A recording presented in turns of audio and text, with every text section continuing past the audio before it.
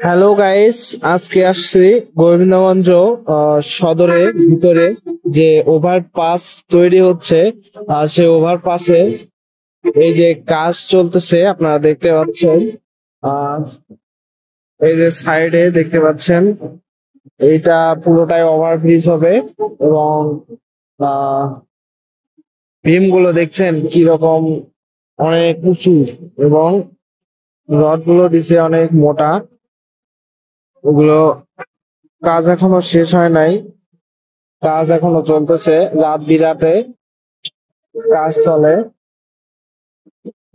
দেখতে পাচ্ছেন গোবিন্দগঞ্জবাসী, আমরা গোবিন্দগঞ্জবাসী। আহ ওভারব্রিজটা হলে গোবিন্দগঞ্জ সুন্দর একটি উম, রাস্তা হবে, তখন আর যানজট কিছুই থাকবে না, অনেক সুন্দর হবে তখন। সো গাইস, যে যে গোবিন্দগঞ্জ আসবে একবার হলেও ঘুরবে, অনেক ভালো লাগবে। আর যারা দূর দূরান্ত থাকেন, ঢাকা কিংবা অনেক দূরে থাকেন, তারা তো গোবিন্দগঞ্জে এসে গোবিন্দগঞ্জটাকে চিনতেই পারবেন না।